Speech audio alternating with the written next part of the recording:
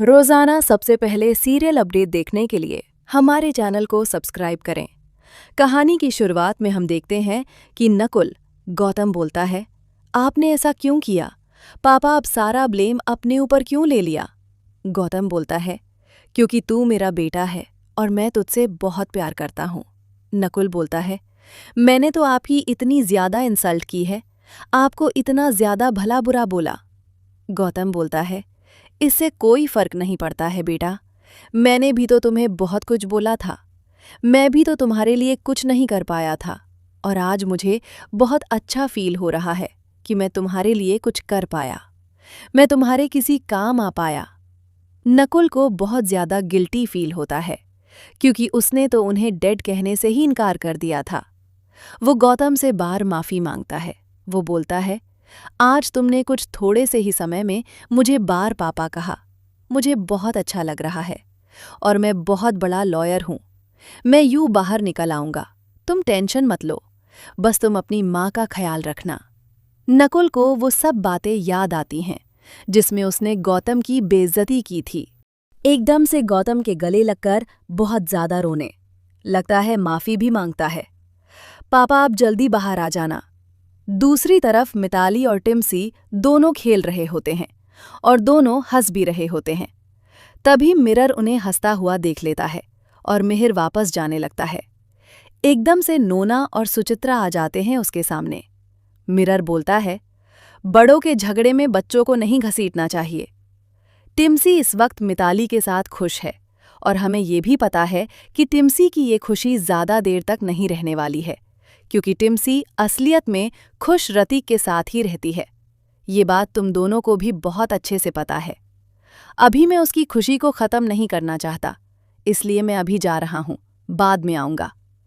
तभी नोइना मिताली के पास जाती है और उससे बात करती है और बोलती है, तुम इसे यहाँ क्यों लेकर आई हो? मिताली बोलती है, मुझे इसकी याद आ रही थी। तभी नोइना बोलती है, मैं तुम्हें बहुत अच्छे से जानती हूँ, मैंने ही तुम्हें पाला है। तुम्हें कब क्या चाहिए होता है और क्यों कर रही हो तुम ये सब, मैं बहुत अच्छे से जानती हूँ। अपने गुस्से को निकालने के लिए, अपनी भड़ास निकालने के लिए तुम इसे यहाँ लेकर आई हो। मिताली बोलती है, मैं इसे पाल लूंगी अपने आप। एकदम से नोइना बोलती है, तुम्हें लगता है तुम इसकी जिम्मेदारी उठा सकती हो? किस बेस पर? मिताली बोलती है, आप लोग हो ना मेरे साथ।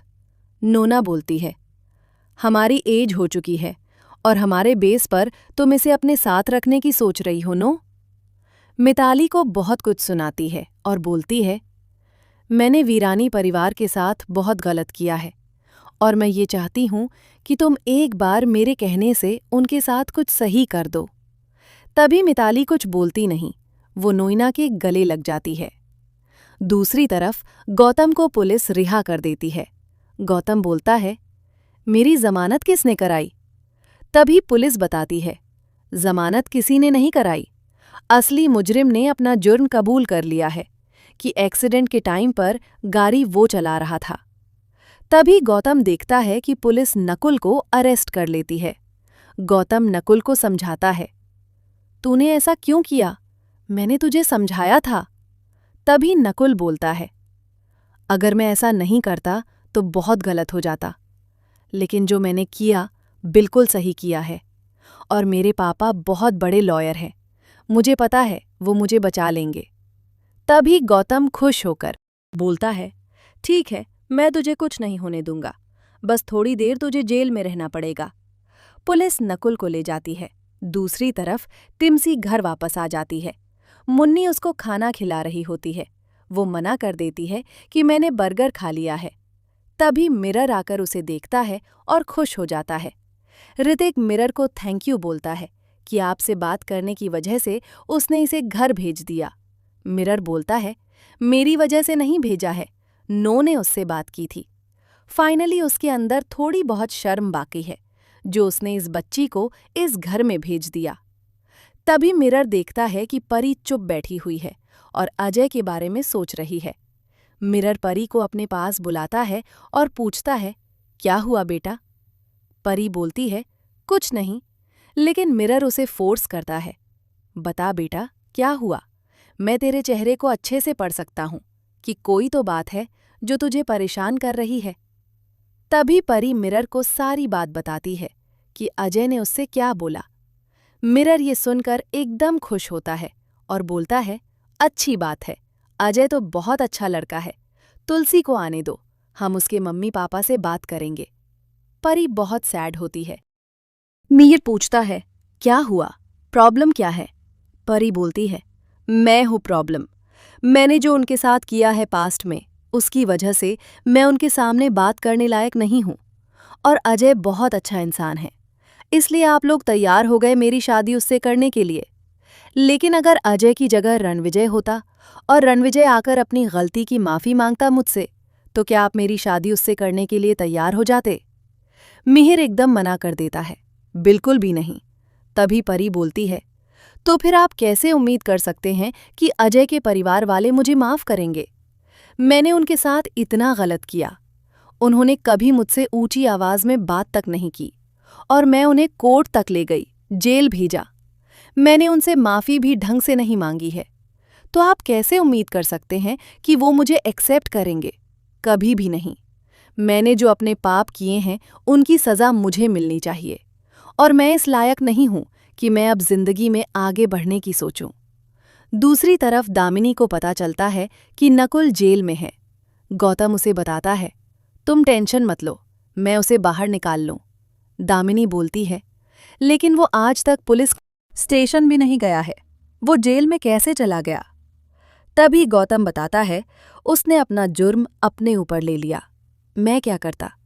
मैं कुछ कर नहीं पाया, लेकिन तुम टेंशन मत लो, मैं उसे जेल से जरूर निकाल लूंगा। तुम्हें मुझ पर भरोसा है ना? दामिनी बोलती है, मुझे तुम पर पूरा भरोसा है गौतम। और कब उसे जेल से निकालोगे? गौतम बताता है, मैं उसे सिर्फ कल सुबह ही जेल से निकाल पाऊंगा। तभी दामिनी रोने लग जाती है। गौतम बोलता है, चलो मैं तुम्हें घर छोड़ देता हूं। दामिनी बोलती है, मुझे अपने घर जाना है, हमारे घर जाना है। और ये सुनकर गौतम बहुत खुश होता है। दामिनी गौतम के गले लग जाती है। उसके बाद अजय अपनी बड़ी बहन को मना रहा होता है परी से शादी करने के लिए, लेकिन उसकी बड़ी बहन मना कर देती है और बोलती है, परी ने जो कुछ भी हमारे साथ किया उसको लेकर कभी भी घर में कोई भी राजी नहीं होगा। एक बार को मैं तेरी खुशी के लिए मान भी जाऊंगी, लेकिन माँ और पापा कभी भी तैयार नहीं होंगे इस शादी के लिए। अजय बोलता है, परी बदल चुकी है। तभी उसकी बहन बोलती है, पास्ट नहीं बदला है और वो कभी बदलेगा भी नहीं। जो उसने किया था उसकी वजह से हमें जेल तक जाना पड़ा, वो कभी भी नहीं भूल सकते हैं। मैं और तेरी छोटी बहन दोनों मान जाएंगे, लेकिन माँ और पापा कभी नहीं मानेंगे। तभी अजय के फोर्स करने के बाद उसकी बहन तैयार हो जाती है। ठीक है, मैं माँ और पापा से बात करूंगी। एकदम से अजय की माँ आ जाती है और बोलती है, ऐसा कभी भी नहीं होगा। परी इस घर में दोबारा बहू बनकर नहीं आएगी, क्योंकि उसने जो कुछ किया है वो मैंने कभी जिंदगी में सोचा भी नहीं था। उसने जो कुछ इस घर में आकर किया मैं भूल नहीं सकती। वो इस घर में शादी करके नहीं आएगी। तुझे संजना से शादी नहीं करनी तो मत कर। तुझे कोई और लड़की पसंद हो उससे कर देंगे, लेकिन परी से तेरी शादी कभी भी नहीं होगी और ये मेरा आखिरी फैसला है। दूसरी तरफ नकुल को भी रिहा कर दिया जाता है। सब लोग बहुत ज्यादा खुश होते हैं। जैसे ही भारती अंगद के साथ अपना नाम जोड़ती है, बीकू भैया को एकदम से गुस्सा आ जाता है। भारती बोलती है, क्या पहले मेरी बात तो सुन लीजिए। भारती एक मनगढ़ंत कहानी बनाती है। वो बताती है कि कोई मेरे पीछे पड़ गया था। अंगद ने उसे पीट कर भगाया था और एक पत्थर से टकराकर मैं उसके पास एकदम उसके गले लग गई थी।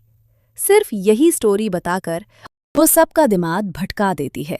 सब लोग उसकी बात पर विश्वास भी कर लेते हैं और सब लोग अंगद से माफ़ी मांगते हैं कि उन्होंने अंगद पर शक किया और वहाँ से चले जाते हैं।